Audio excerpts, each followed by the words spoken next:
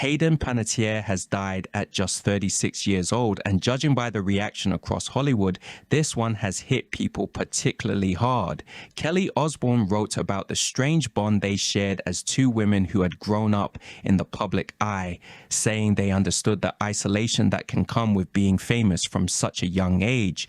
I have such empathy for women who go through it. Yeah. Some people thought it's a personal choice. Yeah. Being depressed at all Right. is a personal choice. Yeah. And that I could just snap my fingers and choose one day, I'm not going to be depressed anymore. I'm going to be happy. Viola Davis, who worked with Hayden on Custody, remembered her as an extraordinarily gifted actress and an old, wise soul. Rosie O'Donnell simply said she was heartbroken. Tia Mowry left a broken heart reaction, while Jay Shetty, who had recently interviewed Hayden, spoke about being deeply affected by the short friendship they had begun to develop.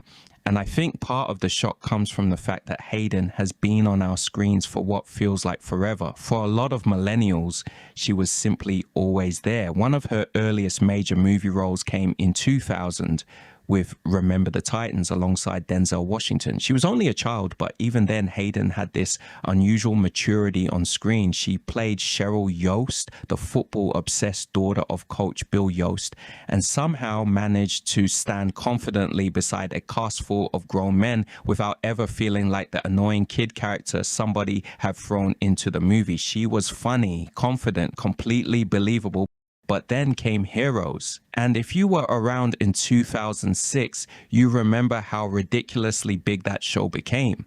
Before Marvel had turned superheroes into an endless conveyor belt of content, Heroes felt genuinely exciting.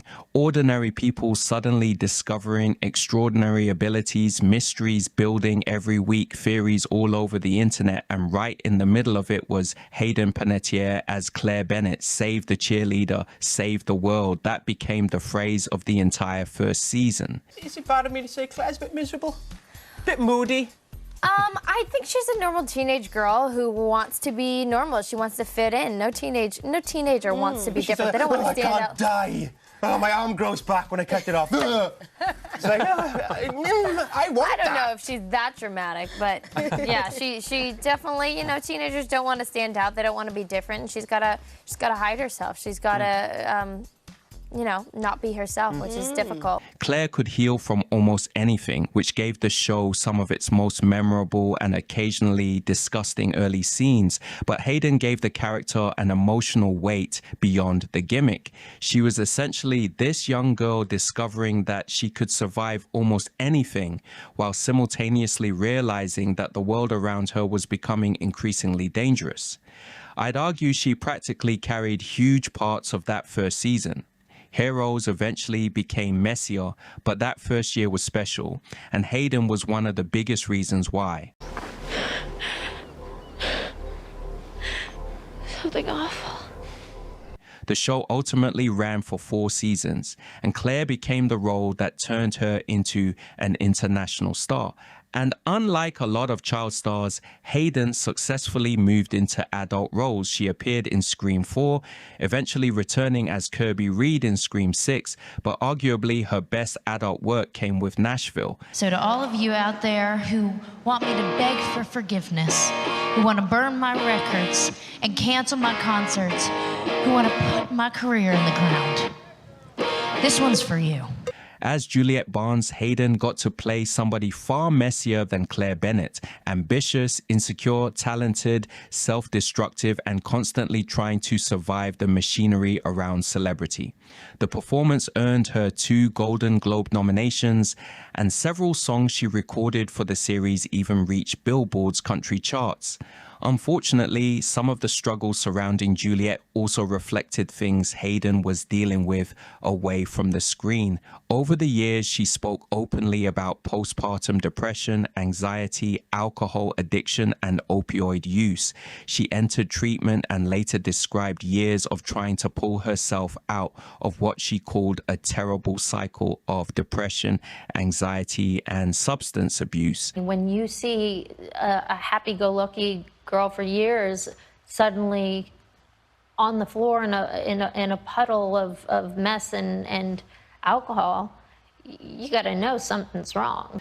Earlier this year, she released her memoir, This Is Me, A Reckoning, where she discussed many of those experiences more openly. Then there was the death of her younger brother, Jansen, in 2023.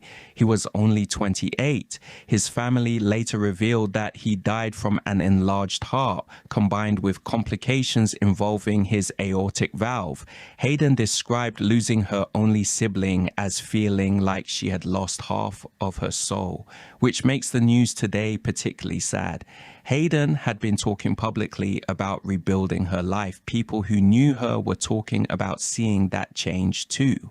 Viola Davis specifically remembered watching her trying to rebuild, while Kelly Osbourne's tribute makes clear just how uniquely difficult growing up famous can be. Did your physician talk to you about what postpartum depression was? No, not at all. Not Mm. at all. And I wish like they had given me even just one pamphlet any on information. it, or told me what the signs were. I feel like people saw me struggling Right. a lot. It was pretty obvious, and still nobody came and asked questions. As of recording, we do not know Hayden Panettiere's cause of death. Authorities say the preliminary investigation has found no indication of foul play or suspicious circumstances, and anything beyond that would simply be speculation. What we do know is that she leaves behind a career stretching almost her entire life. From the little girl holding her own alongside Denzel Washington, to the cheerleader millions of people believe could save the world, to the complicated woman at the center of Nashville. For a generation that grew up watching her, 36 feels impossibly young.